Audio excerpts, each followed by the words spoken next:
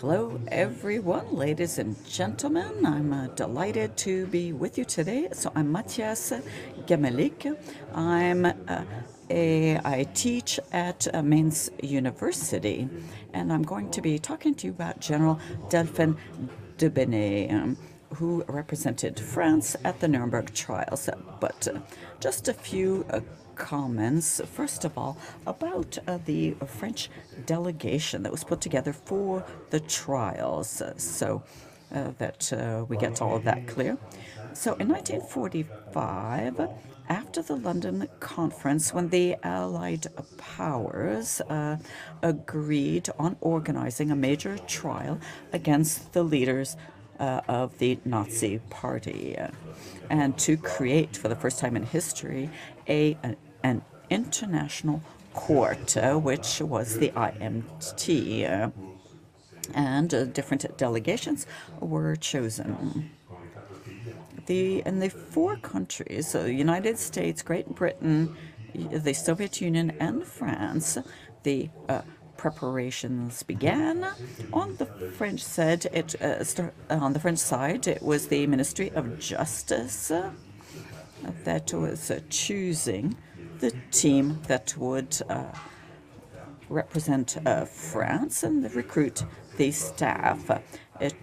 We knew that this would be undertaken in Germany, so we would have to have all types of staff, interpreters, translators, assistants of all kinds. And so the Department of Justice did this. About 250 people were hired and sent to Nuremberg. So when we talk about the delegation, in fact, it's those 250, 260 people, which is a large number, particularly when we compare with the other delegations. The Americans were, of course, more numerous. They were in the American occupied zone, whereas the British and the Soviet teams were far smaller. So that's one observation that we can make, that the French delegation, in fact, was the second largest. Within the delegation, there were also legal advisors who were participating actively, would speak at hearings, who are present in the hearing rooms, about 15 legal specialists. And so we have the two French on the French side, we have the judges, Henri Donadieu de Vabre and Robert Falco, and you've already heard a bit about them. And then we have the representatives of the French prosecutor, public prosecutor. So we have the lead prosecutor, François de Menthon, a well-known politician at the time, former head of the judiciary. And then we have Edgar Faure, Charles Dubos, and Delphin de Benet, and two others. Well, what is interesting about Delphin de Benet in this story? Well, first of all, when we look at his career up to Nuremberg, we can see that it's a very exemplary career compared to the careers of some of the other French prosecutors. First of all, he's a magistrate, so this is the first important point. Delphin de Benet is chosen, amongst other reasons, because he is a magistrate himself. He was born in 1907 and became a magistrate in the 1930s, first in Rennes, Poitiers, Niort. And then in 1945, it was decided that a high-level magistrate should be sent, and some of the leading figures. Then there's a whole other list of precise criteria for selecting the magistrates. So we would see magistrates who had linguistic knowledge, which are useful. So who speak either German or English or Russian even. others who had led investigations against collaborators during the occupation in France. Another criteria was to choose people with knowledge of certain domains. So, for example, there was the financial pillaging of occupied countries. And so this is why Paris was also recruiting experts in financial and economic matters. But this one really particular criteria. It's having been a member of the resistances. So at Nuremberg, this for the French government is a matter of credibility before an international audience, in fact, to denounce the crimes of Nazi Germany. And this is why it was important to pick people who had fought against the Nazis. And so Delphin Debenay was a well-known resistant fighter. He had been mobilized at the beginning of the war, but then after the invasion, well, he was sent home, but then he began participating with the resistance movement. And he was arrested in the summer of 1944, in fact, by the Germans, and his and in fact he was deported to Buchenwald in Germany, where he was held for 9 months before being liberated at the end of the war. And so he's not just someone who was a notable resistant and known for his courage, but he also paid very dearly and suffered personally at a German concentration camp. And so this is these are amongst the things that made him an ideal candidate. So when he arrived at Nuremberg in October 1945, just before the beginning of the trial, and so the question arises, well, what was he doing exactly at Nuremberg? What does a French prosecutor do at Nuremberg? So Debenay was on the French prosecution team. So what do we mean by that exactly? So the trial was divided into 2 phases, so in a rather Anglo-Saxon manner that you've heard about. So the first half was reserved for the prosecutors presenting the charges, and the second part was for the defense side to present the defense. So the first phase is for the accusation side, and so there are the other allies as well.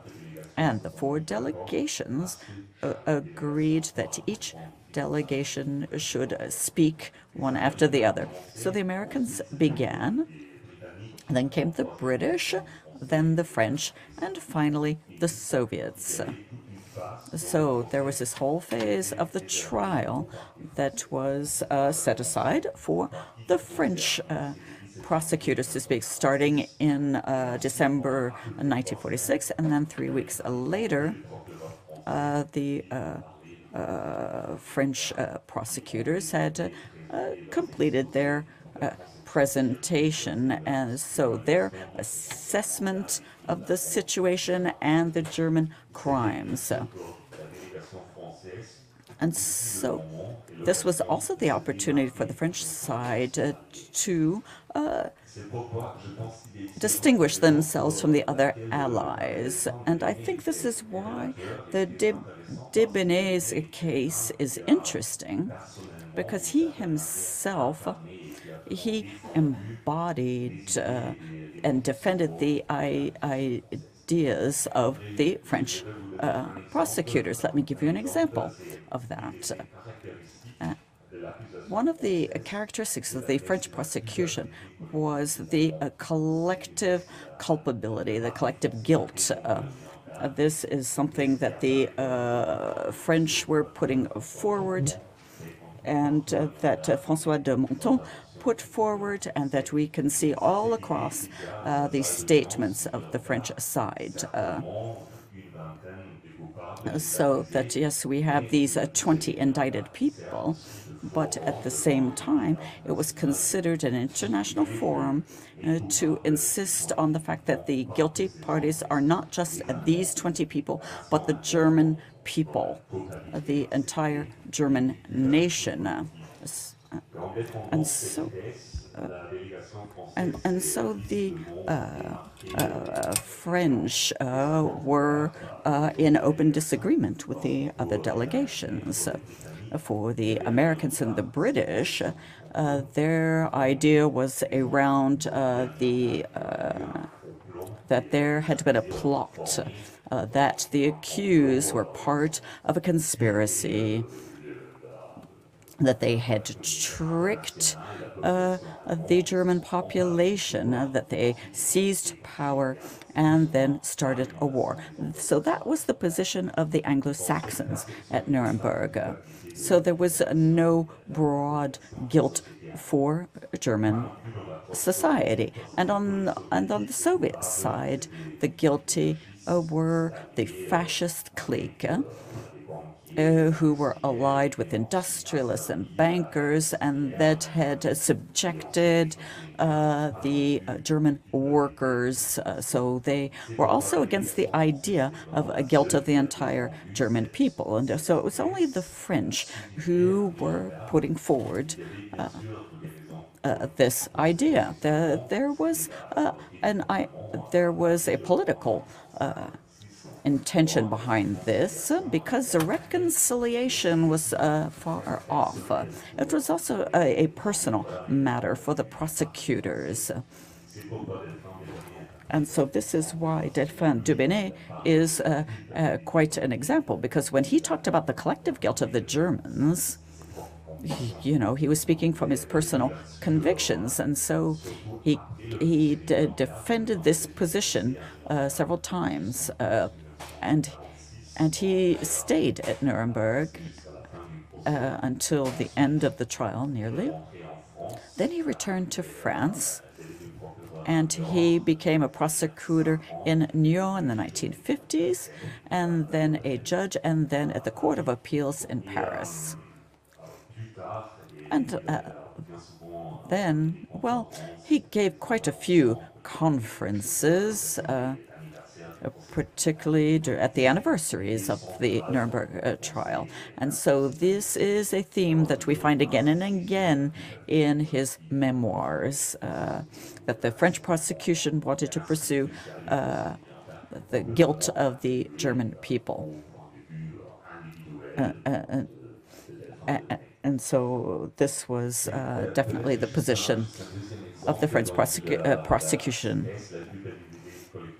So the idea of collective guilt is one thing, but he also wanted to to ensure that international justice would be exemplary in its judgment. So today we have the International Criminal Court, and we know that this was, Nuremberg was the first time that an international court existed. And so at the time, it was not so clear for everyone to understand the authority of this trial and to try to understand either if this would have any impact after the trials on international law. So many saw the trials as simply punishing the guilty, and that this would not have any impact beyond that. But the French didn't see that way. So in the French delegation, we can see in their notes and statements, there's this idea that this should be the beginning of building a new type of court, and that it should be a permanent institution. So this was an idea that Dubenet was also very much in favor of. And we find this again and again in his writings. He wanted these trials to set the standard. Another point that is important about Delphin de Bene is his contribution at Nuremberg. So it ended in October 1946 with the conviction of most of the accused. And so today we can see that those accused were convicted on the basis of documents which had been presented by the French delegation, in fact. And de Bene himself put forward very damning documents.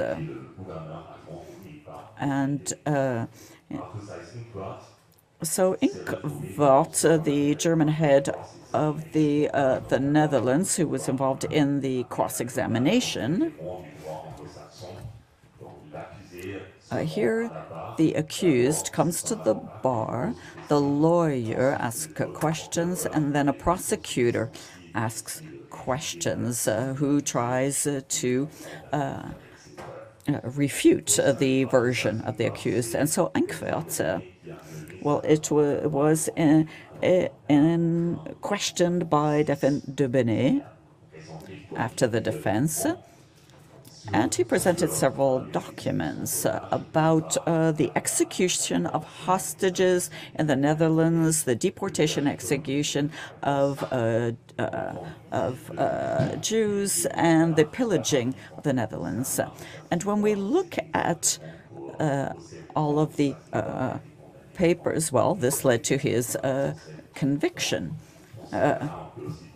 So we can also say that it really, thanks to the proof provided by de Bene, that the Nazi governor over occupied Netherlands was convicted. It's also important to note that because we can see that the Nuremberg trials was very much an international trial. It wasn't just an American undertaking with parties from all of the countries involved. So, thank you for your attention.